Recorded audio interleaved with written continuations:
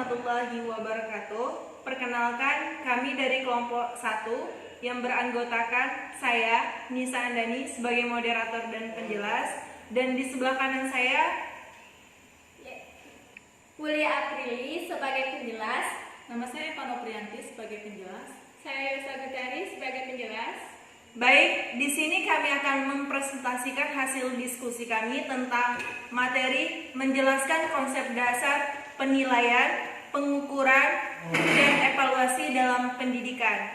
Yang pertama akan dijelaskan oleh Saudari Eva Novrianti, kepadanya disilakan. Baiklah, di sini saya akan menjelaskan pengertian penilaian pendidikan dan pengertian pengukuran pendidikan. Yang pertama saya akan menjelaskan pengertian penilaian pendidikan. Menurut Maruti pada tahun 2016, penilaian merupakan suatu kegiatan menilai yang dilakukan dalam kegiatan pendidikan.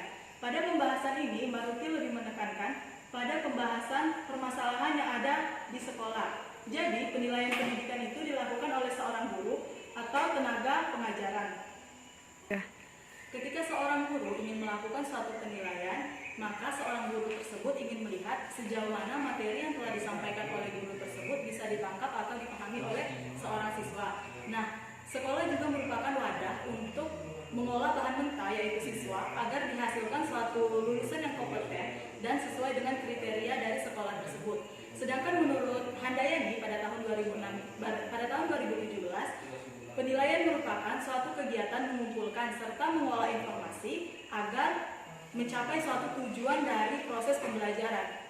Di mana pada kurikulum 2013 itu lebih menekankan pada proses pergeseran penilaian dari penilaian yang bersifat tes, yaitu untuk mengukur kemampuan dari seorang siswa saja, ke penilaian yang bersifat autentik, yaitu mencakup 3 aspek. Yang pertama, penilaian sikap, pengetahuan, serta keterampilan dari seorang siswa. Penilaian sikap digunakan untuk mendeskripsikan sikap dari seorang siswa. Yang kedua yaitu penilaian pengetahuan. Penilaian pengetahuan digunakan untuk mengukur sejauh mana pengetahuan serta wawasan yang dimiliki oleh seorang siswa. Yang ketiga yaitu penilaian keterampilan. Penilaian keterampilan digunakan untuk mengukur keterampilan dari seorang siswa dalam menggunakan ilmu yang telah didapatkannya dalam kehidupan sehari-hari.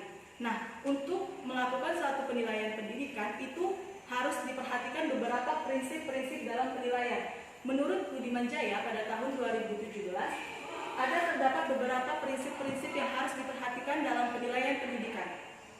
Yang pertama yaitu prinsip saling percaya. Penilaian portofolio merupakan penilaian yang melibatkan siswa secara aktif. Jadi antara guru sebagai evaluator dan siswa sebagai yang dievaluasi harus memiliki rasa saling percaya. Bukan semata-mata guru hanya memberikan nilai atas pekerjaan dari seorang siswa, melainkan sebagai umpan balik terhadap pekerjaan yang telah dilakukan. Yang kedua yaitu prinsip keterbukaan. Penilaian portofolio merupakan penilaian yang dilaksanakan secara terbuka. Jadi ketika seorang guru melakukan suatu penilaian atau memberikan suatu argumen, maka seorang siswa tersebut harus berpikir mengapa guru bisa memberikan suatu penilaian. Nah, di situ juga peran guru untuk menyampaikan argumennya secara terbuka. Yang ketiga yaitu kerahasiaan. Kerahasiaan yang dimaksud di sini yaitu sebelum melakukan suatu penilaian, maka dokumen serta data diri dari seorang siswa tersebut harus dirahasiakan. Hal ini untuk mencegah ketika dilakukannya suatu penilaian agar siswa tersebut tidak merasa direndahkan. Yang keempat yaitu milik bersama. Milik bersama yang dimaksud di sini yaitu antara guru dan siswa harus merasa bahwa penilaian pendidikan ini merupakan milik bersama. Jadi antara guru dan siswa itu harus menjaga penilaian ini dengan baik. Yang kelima yaitu proses pengembangan pendidikan. Proses pengembangan pendidikan yang dimaksud dalam proses penilaian pendidikan itu harus mencakup proses pengembangan pendidikan. Tapi tanpa kita sadari, dalam penilaian pendidikan itu sudah mencakup proses pengembangan pendidikan. Contohnya saja, guru ingin memberikan siswa tugas yaitu berupa data atau permasalahan untuk diuji daya tangkap atau pikiran siswa. Yang keenam yaitu kepuasan dan ketersediaan. Kepuasan dan ketersediaan yang dimaksud di sini yaitu ketika suatu indikator atau kurikulum yang diterapkan oleh seorang guru dalam melakukan suatu proses belajar mengajar itu bisa tercapai, maka kepuasan dan ketersediaan itu akan dirasakan oleh seorang guru. Namun kepuasan dan ketersediaan ini tidak hanya dirasakan oleh seorang guru saja, melainkan siswa juga akan merasa puas ketika pembelajaran itu dapat diterima oleh siswa tersebut. Yang ketujuh yaitu refleksi. Refleksi yang dimaksud di sini yaitu memberi kesempatan kepada siswa untuk menghayati setiap pembelajaran yang telah diberikan oleh guru. Yang kedelapan yaitu berorientasi pada proses dan hasil. Yang dimaksud di sini berorientasi pada proses dan hasil, dalam penilaian pendidikan itu harus mencakup dua hal penting ini, proses serta hasil pembelajaran. Proses yang dimaksud di sini yaitu proses kegiatan belajar mengajar siswa di dalam kelas, contohnya saja keaktifan serta daya tangkap seorang siswa. Dan hasil pendidikan itu bisa dilihat dari nilai ulangan, ujian, dan tes lainnya. Baiklah, yang selanjutnya yaitu standar penilaian pendidikan. Menurut Suryani pada tahun 2017, standar penilaian pendidikan merupakan suatu kegiatan yang mencakup mekanisme, prosedur, serta instrumen dalam penilaian pendidikan, di mana pada proses penilaian pendidikan ini itu lebih menekankan pada kurikulum 13 yang mencakup penilaian autentik, yaitu penilaian sikap, pengetahuan, serta keterampilan dari seorang siswa. Teknik yang digunakan untuk mengukur kemampuan atau pembelajaran ini digunakan yaitu teknik saintifik. Karena apa? Karena mencakup proses serta hasil pembelajaran siswa. Untuk mengukur taraf kemampuan siswa yaitu digunakan KD1 dan KD2 yaitu untuk mengukur kemampuan siswa, di mana ketika nilai pengetahuan siswa di atas 2,66 maka siswa tersebut dapat dinyatakan lulus. Sedangkan ketika nilai siswa tersebut di bawah 2,66 maka siswa tersebut dinyatakan tidak lulus dan akan ditindaklanjutkan dengan diadakannya remedial. Sedangkan untuk mengukur kompetensi sikap dari seorang siswa itu digunakan yaitu KD3 dan KD4, di mana untuk mengukurnya dilihat dari sikap siswa dalam proses pembelajaran di kelas. Ketika sikap siswa tersebut mendapatkan nilai B, maka siswa tersebut dinyatakan lulus. Baiklah, yang selanjutnya yaitu pengertian pengukuran pendidikan. Yang pertama yaitu pengertian pengukuran pendidikan. Menurut Mulis pada tahun 2019, pengukuran pendidikan merupakan suatu kegiatan menentukan kuantitas daripada sesuatu. Sesuatu ini bisa saja yaitu peserta didik. Jadi, seorang guru ingin mengukur suatu kemampuan dari seorang siswa itu bisa digunakan yaitu tes sebagai alat ukurnya. Jadi, pengukuran pendidikan merupakan suatu kegiatan menentukan kuantitas atau karakteristik dari seorang siswa. Baiklah, di sini saya akan menjelaskan objek-objek pengukuran dalam pendidikan.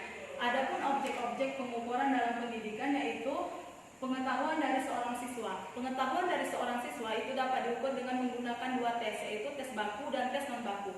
Tes baku ini merupakan tes yang telah diuji di lapangan untuk mendapatkan suatu data, sedangkan tes non baku yaitu tes yang dibuat oleh seorang guru untuk mengukur taraf kemampuan dari seorang siswa. Yang kedua yaitu sikap. Sikap dapat diukur dengan menggunakan instrumen sikap atau skala-skala sikap. Yang ketiga yaitu motivasi. Motivasi dapat diukur dengan instrumen motivasi serta teori-teori motivasi. Yang keempat yaitu intelijensi. Intelijensi dari seorang siswa dapat diukur dengan menggunakan instrumen intelijensi dan teori-teori intelijensi. Yang kelima, bakat. Bakat dapat diukur dengan menggunakan tes bakat yaitu seni serta olahraga. Yang keenam yaitu emosional. Emosional dapat diukur dengan menggunakan tes emosional serta teori-teori emosional. Yang ketujuh yaitu tes kepribadian. Tes kepribadian dapat dilihat dari sikap seorang siswa serta teori-teori sikap untuk menentukan sikap dari seorang siswa tersebut. Baiklah, yang ketiga yaitu fungsi dari pengukuran pendidikan. Ada beberapa fungsi pengukuran dalam pendidikan. Yang pertama yaitu untuk menentukan status. Menentukan status yang dimaksud di sini yaitu taraf kemampuan dari seorang peserta didik itu berbeda-beda. Ada yang kemampuannya di atas, standar, serta di bawah. Nah, yang dimaksud dengan penentuan status di sini yaitu itu untuk menentukan apakah seorang siswa ini berada pada kemampuan di atas, standar, atau di bawahnya. Yang selanjutnya yaitu untuk pembagian kelompok belajar. Pembagian kelompok belajar di sini menyangkut paut dengan pemberian status yang tadi, di mana ketika seorang siswa ini mendapatkan status dia memiliki pengetahuan di atas, maka untuk pembagian kelompok belajarnya itu harus adil, di mana dalam satu kelompok itu harus ada kelompok yang memiliki kemampuan di atas, sedang, serta di bawah. Karena apa? Karena supaya terjadinya suatu semangat untuk belajar di dalam kelompok serta motivasi. Yang ketiga yaitu motivasi belajar. Motivasi belajar ini yang dimaksud yaitu jika ada salah satu dari anggota kelompok tersebut memiliki kemampuan yang lebih, maka anggota ini bisa memotivasi anggota kelompok yang lain. Yang keempat yaitu guru sangat efisien menggunakan pengukuran pendidikan ini. Karena apa? Karena pengukuran pendidikan ini bisa digunakan untuk menentukan taraf kemampuan dari peserta didik. Baiklah, demikianlah penjelasan dari saya. Selanjutnya akan dijelaskan oleh Ulia.